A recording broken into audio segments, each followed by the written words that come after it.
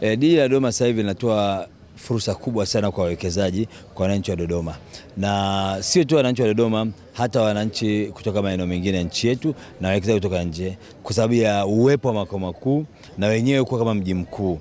Tunavutia watu wengi sana kwa sababu ya mahitaji ya viwanda, mahitaji ya kiofisi, mahitaji ya majumbani, sababu ya ongezeko kubwa sana la wakazi, lakini na shughuli za binadamu.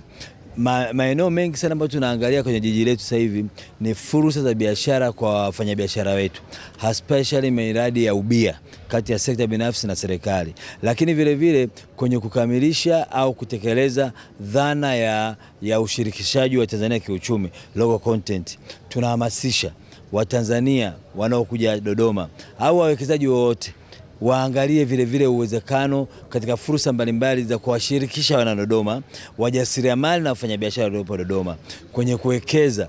Tunahitaji bidhaa nyingi za viwanda, tunahitaji bidhaa matumizi ya nyumbani, tunahitaji bidhaa za usafiri na huduma mbalimbali, kwa sababu ya jamii wanaoishi na Dodoma sasa hivi ni jamii ambayo imeendelea sana, wanahitaji mahitaji mengi sana na huduma mbalimbali. Ya ujio wa serikali hapa Dodoma ni jambo kubwa sana, na kama unavyoona kumekuwa na watu wengi na wanaendelea kuja.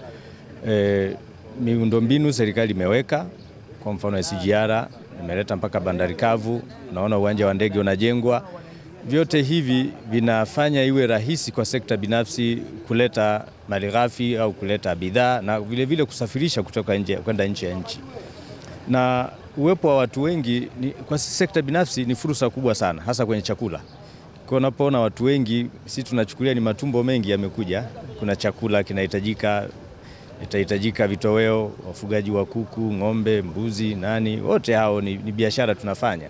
Kwa hiyo ninahimiza wafanyabiashara wenzangu tuzalishe kwa wingi, hasa vyakula tuweze kujitosheleza, lakini vile vile unapoiona SGR maana yake inatakiwa tupate bidhaa za kusafirisha, tuzalishe kwa wingi viwandani, tuzalishe kwa wingi kwa mashambani, na vyote hivi vinafanya sekta binafsi iweze kuwa mwajiri mkubwa kwa kushirikiana na serikali.